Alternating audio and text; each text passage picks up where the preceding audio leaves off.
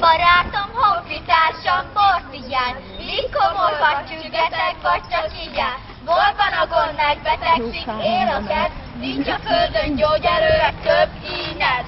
Drága kincsem, galambocskám, csikó, bőrös fulacsocskám, érted ének, 100 leányét nem cseréled.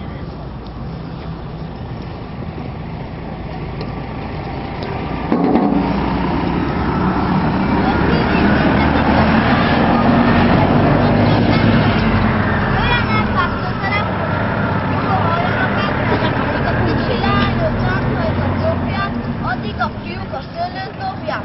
Csőszegények ilyenkor hol vannak? Polgárőrök szegény újkat nyomukat a tolvajnak. Tudják-e, hogy iskolánk megszépül?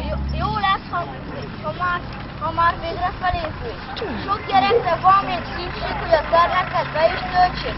Szüleiknek is erre kéne gondolni, hogy legyen kistestvére, jól meg kéne fontolni. Van egy honnan gyárunk, úgy hívják, hogy Nostra. Megnővök jelentkezett valamilyen posztra. Hosszú faluból lakunk, a Nostrától támogatást kapunk. A többi falu majdnem pukkad, mert a kasszánk tőlük duzzad. Nem leszünk így szegények, gyertek közelebb, hát legények. Kocítsunk az új polgármesterre, aki a rég. Ő biztosan jobb nekünk, hisz a nép őt kéri. A jóisten éltesse, kívánom, hogy a falu népe szeresse. Szennyvíz csatornát úgy csinálnak, amit a lakók már nagyon várnak. Mikor lesz?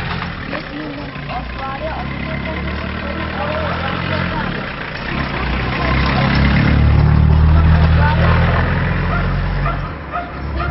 Napot várják, hogy tovább építhessék a járdást. Remélem nem csúfoltam senkit, a rossz emberekről nem is mondtam semmit.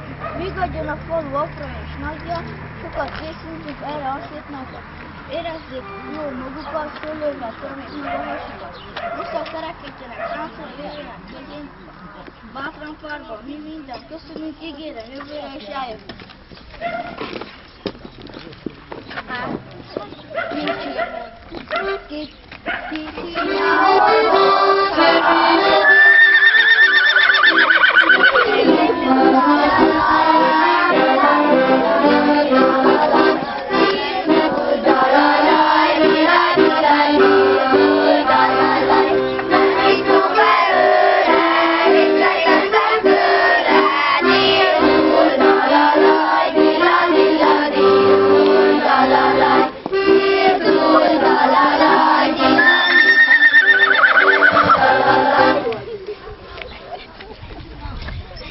A kürtös fogács a füstös szalonna, itt van rakás a Disney-halomba. Minden kopasznak jut hajnövesztő, minden havasznak egy nyírba vesző.